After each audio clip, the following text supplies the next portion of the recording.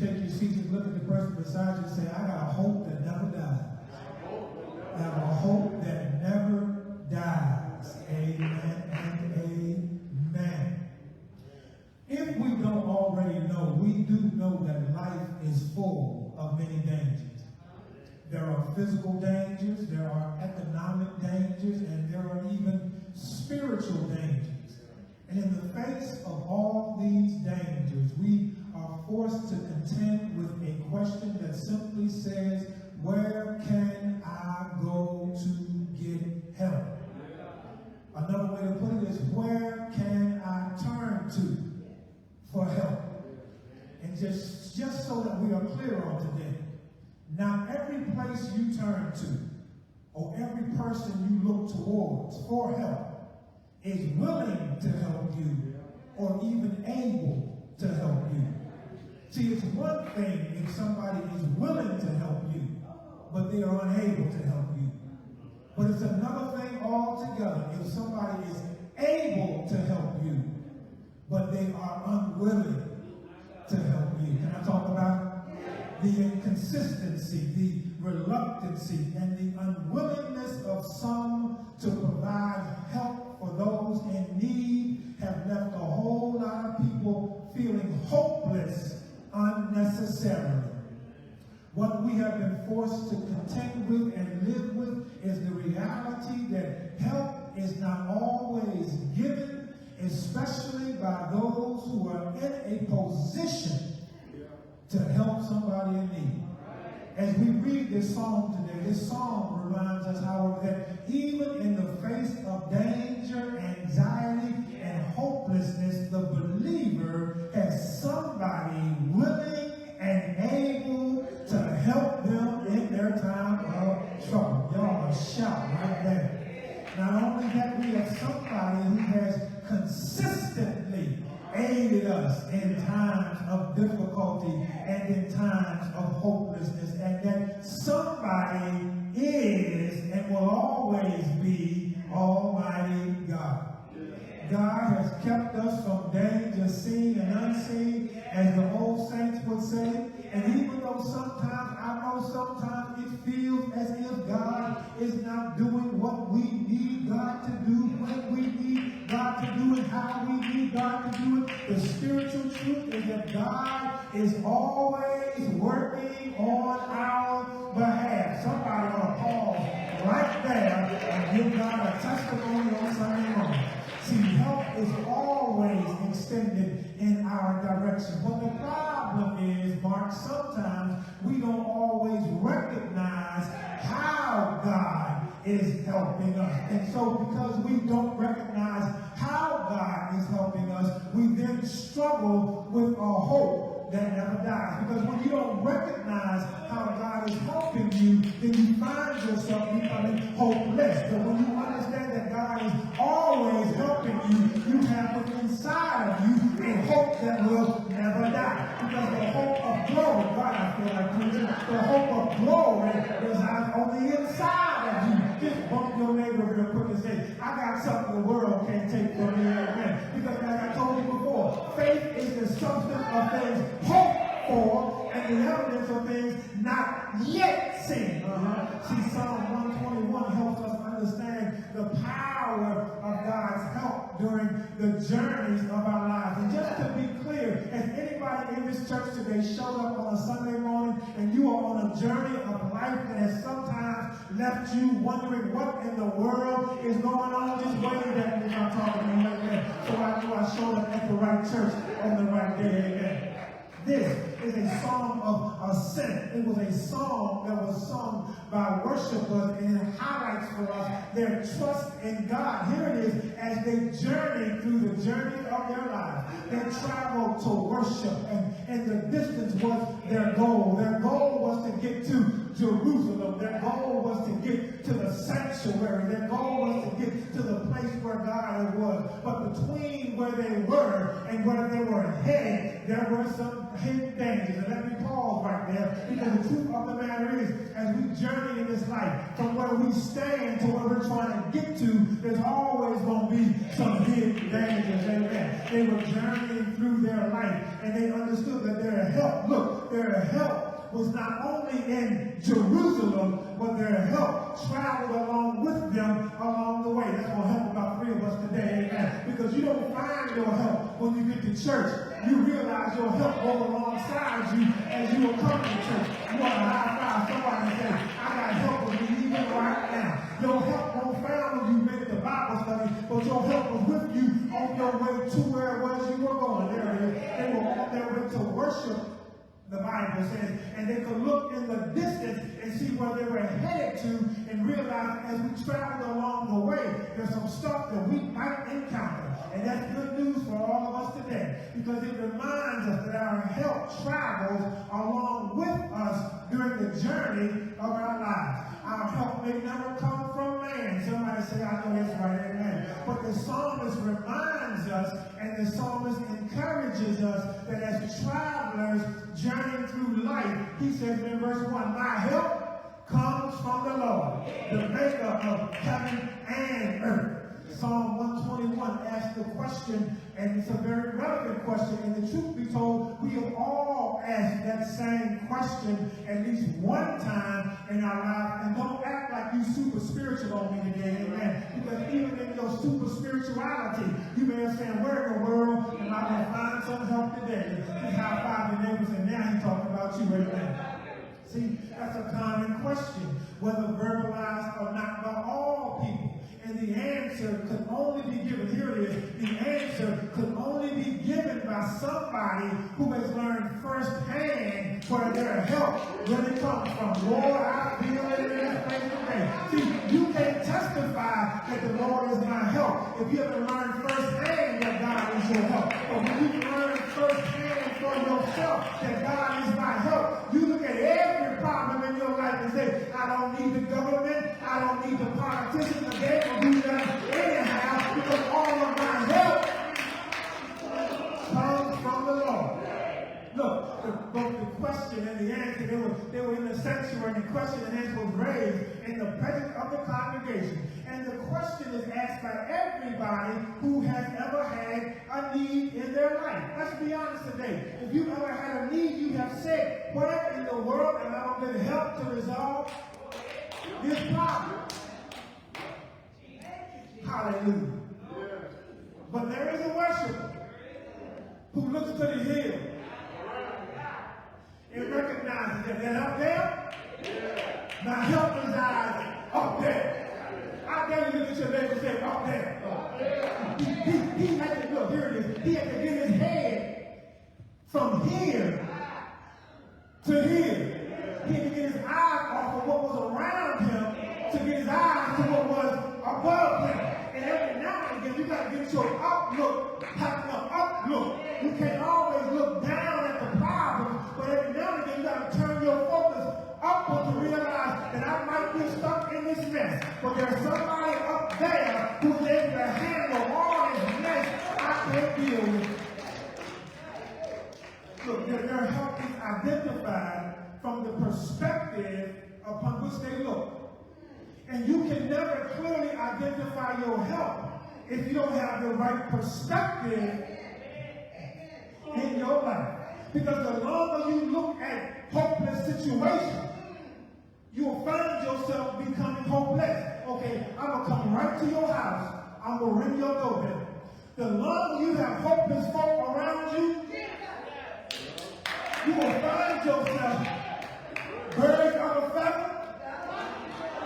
The longer you have pessimistic folk around you, the longer you have cynical folk around you, you will find yourself incorporating their same pessimism in your own mind. And they don't know your God. But here you are with God, and you are thinking that God can't help me. I ain't got no help. The devil is a lie. Every now and then you got to change your surroundings and start looking upward to realize my help may not come down here, but my help will always come from up there. Look, they journeyed, and in the distance, they could see their destination. In the distance, they could see the hills of Zion. And they are reminded, just from what they saw in the distance, that their help not only is over there, but their help is aiding us to get over there. Some say this is a prayer. So some say this is a prayer. That's prayer. Now, I don't know how y'all do, but in my house, before we go anywhere, we say, Lord, go before us and then get us there safely. You say, Lord, remove all hidden and seen dangers to make our pathways clear. We say, Lord, give us the attentiveness and the alertness needed to navigate what we can see. And what we can't see, you handle all that. Look, when my kids say, I'm on my way home or I'm going somewhere, their dad in Texas, Lord, go before them. Make their way clear. Take care of all dangers. Because I understand that what's going to help them is not their own ingenuity or ability to drive. What's going to help us is not our ability to drive or our experience in driving. What's going to help us is an unseen movement. Who's walking alongside us, moving alongside us, going before us, and making all that crazy stuff get out the way. Hallelujah. The question is being raised, Regina, and the answer is as direct as you can get. He said, help. Where it's coming from, it's coming from God. Oh, yeah. And there are many people today wondering where my help is coming from. Where is it coming from? And the problem again is we sometimes miss how God is helping us, as opposed to is God helping us. And see, now in order to have a hope that never dies, you first have to understand that God is helping you, here it is, by keeping you from slipping in moments of anxiety. It's right there in the text. Look at verse 3. He will not let your foot slip. He who watches over you will not slumber. Okay. As they were journeying through life, shall I talk about it again? As they were journeying through life, you and I know that there are moments in the journeys of life where we find ourselves in situations that heighten our anxiety. And the heightened anxiety has the potential to cause us to become hopeless and fearful. So he says he will not let your foot slip. He's not talking about a literal slipping. He's talking about you slipping into a place of anxiety that will cause you to no longer believe and hope that God will get you to where God is going to take you. He causes you to believe, the enemy causes you to believe that because things around you are not the way you desire them to be, that God has forgotten about you. But the fact that he says God never slumbers nor sleeps reminds us that even in our moments of anxiety, we have a God who will always be aware to where we are. And the believer should never think about God having neglected him, because God will never ignore you. And God is never clueless to where you are.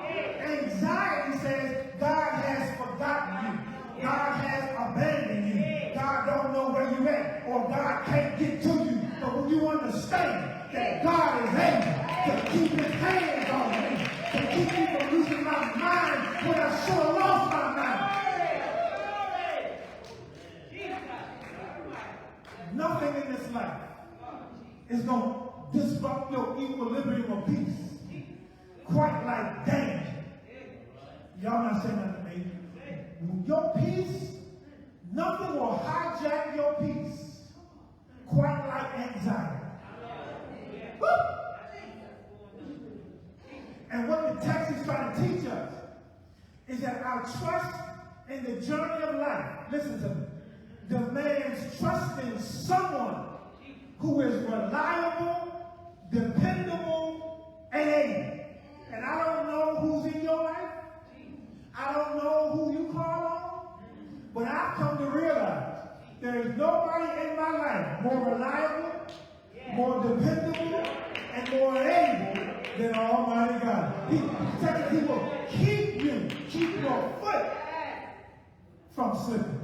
Have you ever found yourself in a place in life where you know there's stuff going on around me has shaken me to the core, has got me so unnerved, has got me in a place where I am just full of all these question marks floating around in my mind, wondering if this will happen, if this, what that, if that, why this, everything. But somehow your mind is still together. Can I tell you that? That is God keeping you from slipping over the edge. See, we miss quite often how God works in our lives because we look for the supernatural. We look for the miraculous. But if you pause long enough and pay close attention to the everyday workings of God in your life, there was some stuff that you should have went crazy over a long time ago. But somehow your mind, you ain't got all the answers, but you still got some hope in you that says, if I ain't dead now, I'm sure they will. If I ain't died all that foolishness, I'm sure they won't die in this right here. We got to get up out of here. Look. A hope that never dies. First of all, it's rooted in the fact that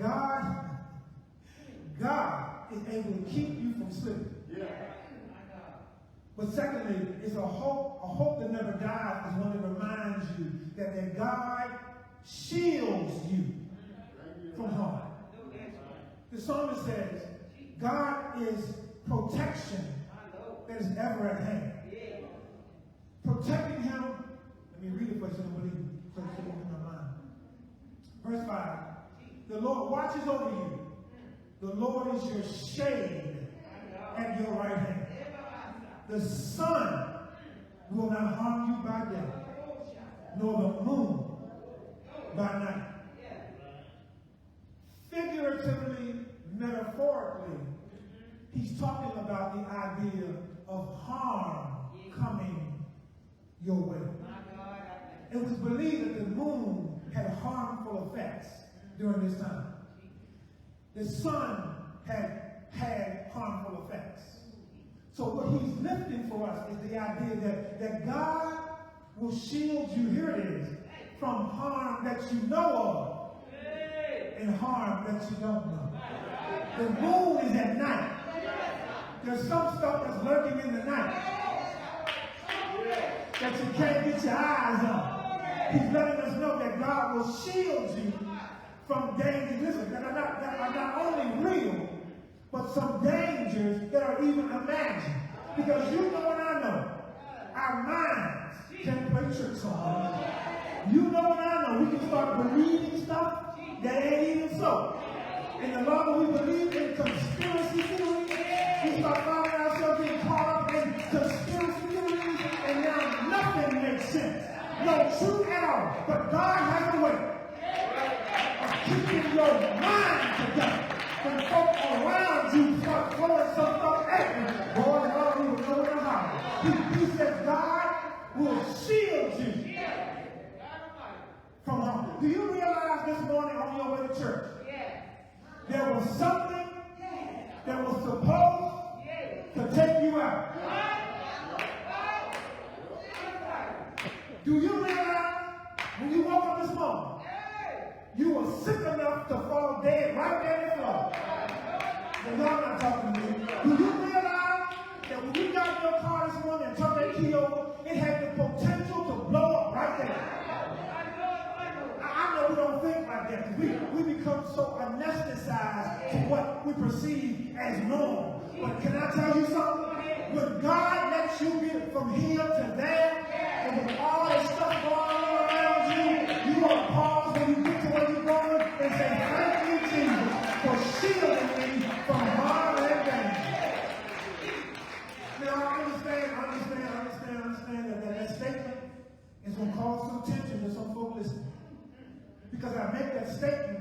backdrop of 21 people dying senselessly in Texas on last week. Appreciate God to keep us from harm. Why that happened? And somebody's asking if God protects us, then why wouldn't God protect those innocent children and those teachers in Texas? And to that, I can only say this. I have no answer. Why God permits what God permits will forever be a mystery to all of us. But the emphasis in the text is to provide the believer with a hopeful outlook in life. Listen, and not a fearful one. For God has not given you the spirit of fear, but of power, of love, and of a sound mind. See, God shields us. And just in case you struggle with that concept, I want you to pause once again and reflect on the things that were supposed to take you out. Listen, okay, I'll help you. The stuff you did to yourself that was supposed to keep, look, you and your running partner was doing the same thing at the same time over the course of the same amount of years. And look at you, and they ain't here to testify. I'm not saying anything. It wasn't because you was all that good. It wasn't because you was all that saved and sanctified. It's because God had a shield over your life. I don't know why he did it. I don't know why he kept me alive. I don't know why he spared me. But here's my testimony. I'm glad he did. Is there anybody in church today who don't know why he did it? You don't understand why he did it. You don't know why he still does it. But you're glad he does it. You want to high five somebody in here and say, I'm glad he does it. Look, the things that you know you escaped, and the things you had no idea had your name on it. God is shielding you. The psalmist says, the sun will not harm you by day, nor the moon by night. Why? Because the Lord watches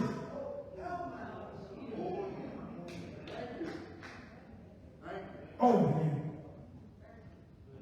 God keeps us from slipping into anxiety. God shields us from harm. And here's the last point. A hope that never dies is anchored in the fact that God will guard that individual constantly. Verse 8. The Lord will watch over your coming and go. Now, if I stop right there, it'd be one thing. But it says, both now and forevermore. Church folk don't need no one home. Okay, I'll read it to you again. The Lord will watch over your coming and go. If I stop right there, it'll be enough. But it says, both now and forever. That means in the right now and in the not yet. That means in the present and in the future. Boy, that means in the now and in the what's coming. He said, God will, I know that commercial says ADT gives you around the clock protection. Can I tell you something? Those ADT operators or surveyors or whatever you want to call them, they sometimes get sleepy. They sometimes have to change shifts. And you ain't guaranteed that during the change of shift, they can be focused on you. But I serve a God. The psalmist identifies for us the foreverness of God, the eternality of God, the eternalness of God.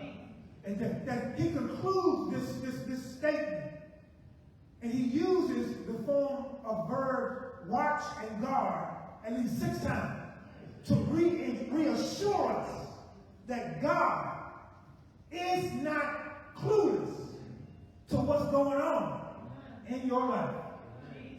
It reflects for us the insight the psalmist has concluded throughout his own experience with God. Now, I shared this on Thursday, and in order to understand this pretty good, you got to go back to Psalm 8, verse 4.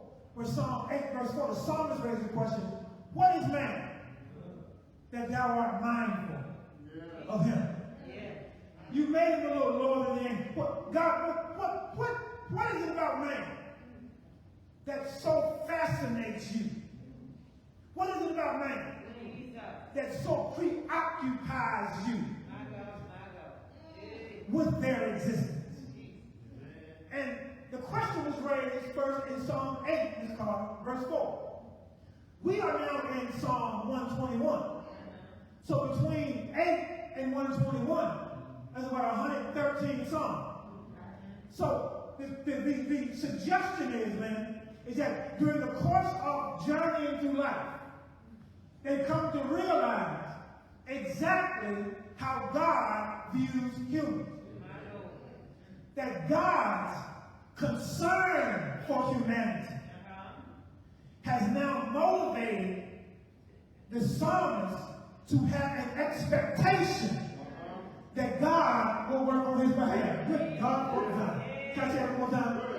The psalmist has gained insight with me that after witnessing God's concern for humanity and how God tends to his own, he has deduced in his own thinking that God's concern for man is so great that I can expect God to intervene on my behalf. And if nothing motivates you more than expecting from God, it should be the fact that God is concerned about your well-being. Can I tell you something? You are still here as a testimony to God's concern over your life. You were created a little lower than the angels. You were destined to express the glory of God. You were created for the pleasure and the purpose of God. And that fact all by itself should motivate you to live with a hope that never dies. A hope that says God will come through. A hope that says God will make a way somehow. A hope that says my God is all of my help. The psalmist reminds us that God helps us constantly. And this assertion from the psalmist in 121 reminds us of the words of Jesus in Matthew chapter 10, verses 30 and 31, where Jesus says, and the very hairs on your head are numbered by the Lord. So please don't be afraid. You are more valuable to God than all the whole flock of sparrows. And when you know that God values your existence, when you know that God values who you are, when you know that God's concerned about you, that when life's journeys are overwhelming to you, when life's journeys are uncertain to you, when life's journeys become suspect to you, you want to remember that you have down on the inside of you a hope that never dies, because you have a God over your life who never slumbers nor does he sleep. You have a God who's always in tune to where you are in your life. You have a God who will keep the dangers from coming nigh unto thee. You have a God who's able to do all things. Not fail. I wish you could shake your neighbor. Tell your neighbor, don't be afraid right through here. Don't lose hope right through here. Don't give up right through here. Because God ain't through with you yet. He's still got a miracle with your name on it. He's still got power to save your life. He's